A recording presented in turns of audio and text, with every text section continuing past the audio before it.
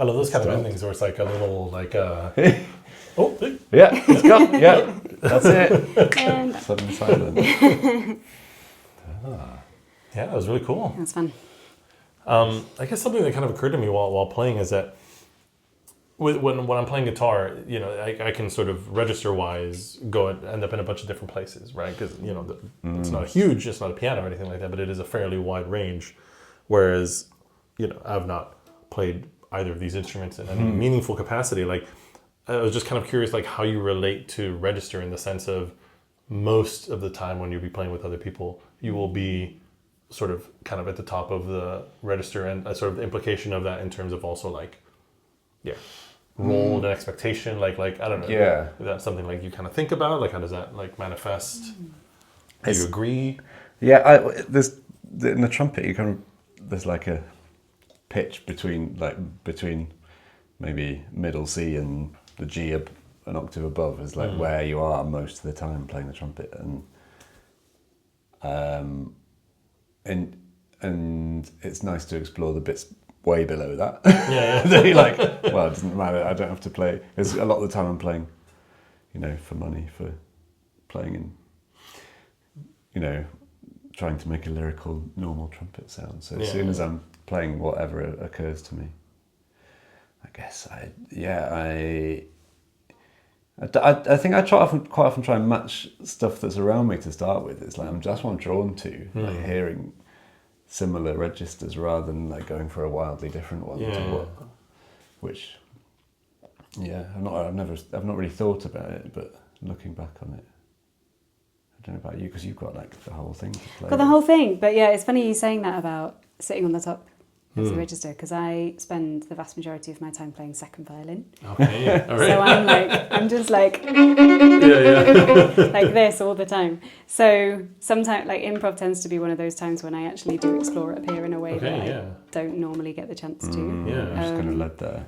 And but it is fun, and sometimes remembering that I have that there, and that there is a quality there that is much harder to achieve on. For sure, yeah. I mean, Often the like relative to each other, playing, like this exactly. would be sort of roughly like the kind of, you know, the orientation here. But because, and the other side of that kind of made me think, I mean, I wouldn't say like, I mean, you have some polyphony, you know, and I guess you could maybe a bit with like, a little singing, bit, but like generally speaking, it's kind of largely monophonic, and a lot of violin is kind of monophonic as well. And again, like how that relates to like contextual and probably like again in this context here, I was aware that like, okay, I'm just going to be lower just because that's what's sort of happening. And, Yeah. you know, where like if I really enjoyed you making that conscious choice, but I followed you. I was like, oh great, let's go low. But because it can kind of fill a thing, and there's something with that, like, because I guess when playing, I guess what would be like a melodic instrument, or like I think you use like lyrical, it might have been a word they use like that as a sort of use melodic again, but like as a kind of a lead voice. This is not in this context perhaps, but like there's an expectation of context, or like there might be a sort of a bed that's set, and then it's like, okay, like let's say I'm a singer, then I'm gonna come in, I'm gonna like then do something over top of this, as opposed to like perhaps I'm a singer, I might start off and like some kind of vocal thing to kind of like set a texture. That was more like a musing than a question, but like I kind of in other improvisations recently I've kind of realized a lot of my solo play, like whatever context it be, I'm thinking of myself as like a solo voice, and then you find yourself in maybe in a textural moment, and you think, oh yeah, this is not the time to suddenly burst out with. But I that kind of makes me think of like when we're doing this kind of thing, I still have a little internal thing being like, what's my role now in this? It's not a bad thing though, is it? Like that awareness of like, we talked a bit before about like in improv, you like listening to the sound and like what's missing, what can I bring? Yeah. Can I really bring anything? Is this a moment to just wait? I wonder, it's like a symptom of playing in service of other people's music, that rather than just thinking this is what I've heard and that I'm going to play, there's like the little voice jumps in of like, is that the right thing to go for in this context? Like, and talk about register as well, like, should I balance that, and then it'll go away again, and you kind of get into more of a flow of whatever you feel like doing. I don't know if that. But yeah, I don't know how much you play in service of other people's music. I mean, less so these days. That's for certain. But like, I mean, obviously, like in a group context, there's an aspect of that where like I'm not playing solo next to two other solos. You know what I mean? Like there's a thing larger than me that's playing, but it's not necessarily in service to a thing that is not us. Like let's say like a score or like a professional context or something like that. So like the sort of larger than me is a very small circle outside of that. Whereas like in these other things, then there's like social, like those circles get a little bigger, and like one's role and agency within that becomes a little bit more defined. But yeah, I mean, I guess with something like this, like even just like that idea of like, let's say like we have register, and let's say we're organized by here. Often when I'm improvising or even just making music in general, I try to be aware of, because I think as musicians and who have worked in like context or even like in a composerly thing, there's a certain like oral acuity, like where you can listen to stuff and be like, okay, that's missing this, or have you thought about this, or that's missing this. Where the overall gesture, that can be very useful like in a pedagogical context, like, oh well, no, I hadn't considered that.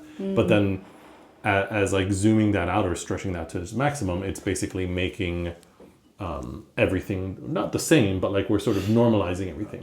Like oh, we don't have a high note, maybe you don't have a quiet note, put a quiet note. We need a lot, and then everything becomes everything.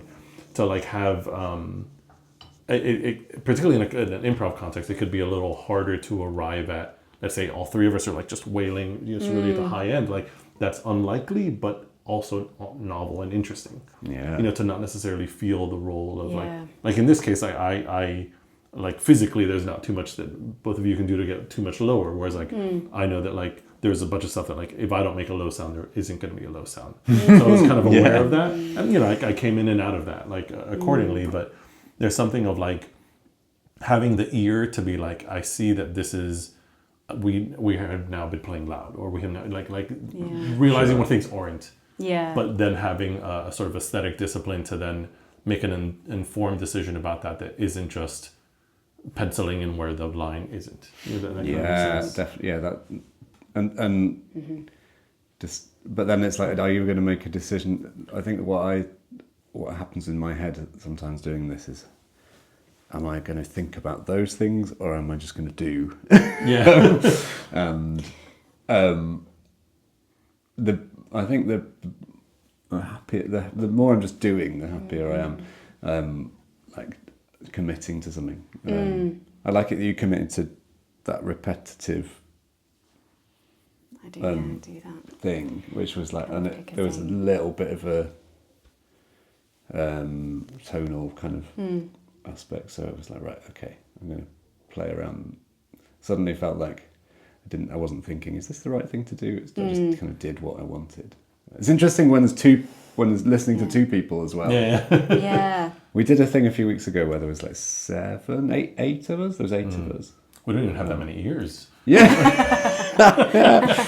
And there was a few moments where I was just thinking, well, there's nothing for me to contribute to this. And every time that happened, I looked up across the room and Gemma was also not playing. All right.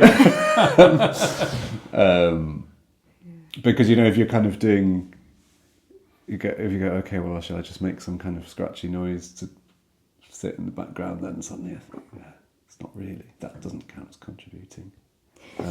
It's interesting you saying about that, like, and I nearly mentioned it before when you were saying about the sort of the inner voice that's like, is this the right thing, is this not? Because I feel like, for me, and it's maybe because I just haven't, I don't do that much of this stuff at the moment, but I feel like it's a really sort of, I'm only in the present, and it might make me think of things that give me ideas, but and especially in that particular improv then, it was like I could only think of one thing to contribute at any one time. And then it morphed into something else and it became something. It's like I'm only in that and committing to it, and if it stops working, you either change it or do something different. But it's one of the things I really love about it. Whereas because I sit in orchestra a lot of the time playing notes, and it's not autopilot because it's hard and you have to concentrate and you want to give something, and But there's more space, I think, for my brain to be like, that was out of tune, this next bit's hard, that was a rubbish shift, you've not made a good sound there. Like there's running commentary of like the inner critic, whereas this is like, that stuff doesn't matter. It's only about committing to the sound and finding an idea and going with it and not questioning it. But I wonder if because this playing for you is more like my orchestral stuff. So you've got that extra level of awareness where you have space to be like, think analytically as well, whereas I'm just like, oh, what about this? Yeah. Don't There's know. lots of obviously there's so many options as well, but it sometimes feels like like register wise or just material where you think something like, I know what I'm going to do, and then sometimes there's a few times then feeling it out a bit. I don't know. I still have the monologue of like criticisms that you've heard from other people. Like, that guy is always doing that. He's always doing that. Oh, you shouldn't play it if you're not certain about what all these shoulds and shouldn'ts, which seems hilarious and given what kind of music we're making. Yeah.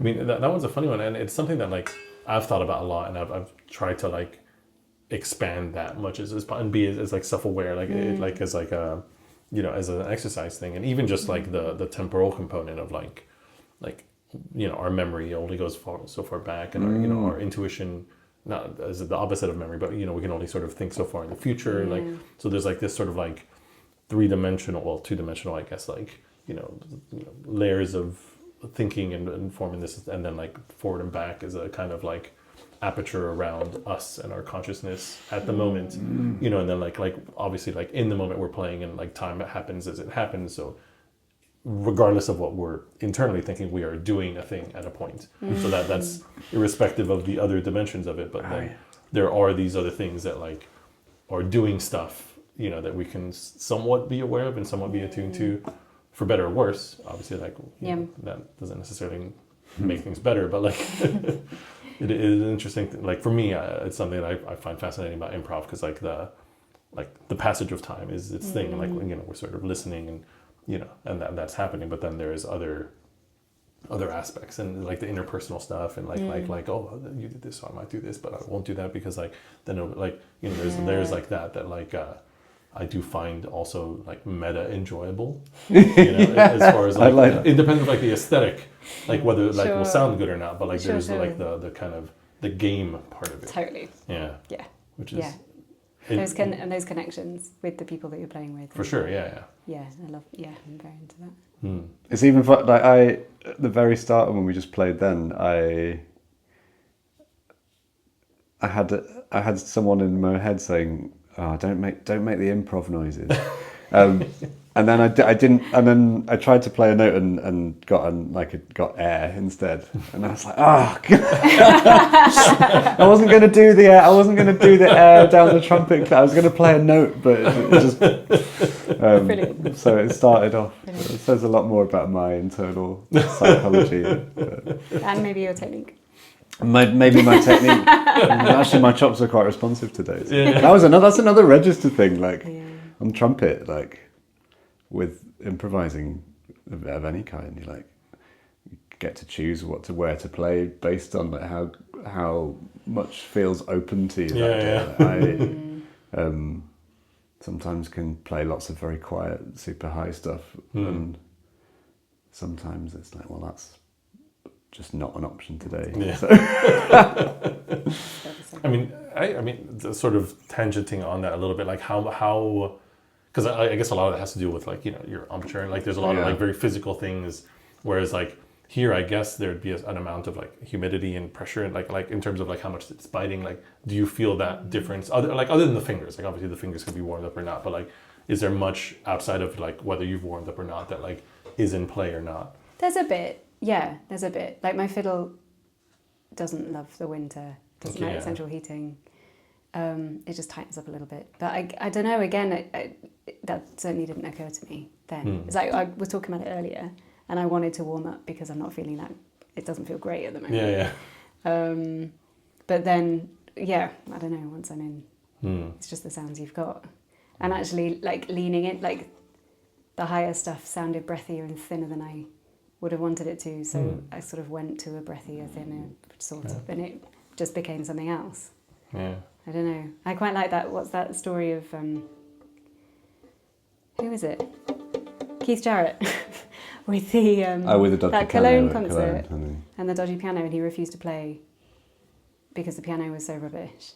And then the girl who was organising it was like her first gig that she was organising in that venue, and she persuaded him to stay. He was literally in the taxi, like leaving, just like, please, it's my first gig and I'm going to get this out. Like, please come and do something. And it ends up being his, like one of his most famous things because he was uncomfortable and he played into the things that he wouldn't normally. And it opened up this whole new thing. So I'm interested in that as a thing. Like play with the difficulties as well as playing with, like you saying before, like things don't feel open to you. It's like, well, what if you go anyway? Like, what if you go there and just hang out there when it doesn't feel very nice because you might find something that hadn't occurred to you, but that, I don't know, could be cool. I don't know, I'm interested in that. Again, I guess it's the sort of that human thing and the connection and the experience part of improvising. Like, it's, I don't know. I enjoy that side of it. I think that's one of the reasons I like messing around with the mutes. It's like, especially this one, because it makes everything a bit unpredictable. What's going to come out, because it's not very good, basically. So, I guess it's a bit like some of the stuff. So you kind of you hear something and something different comes out, and then that gives you some options, which is entertaining. That's cool. Shall we play a bit more? Yeah. Yeah. Crap.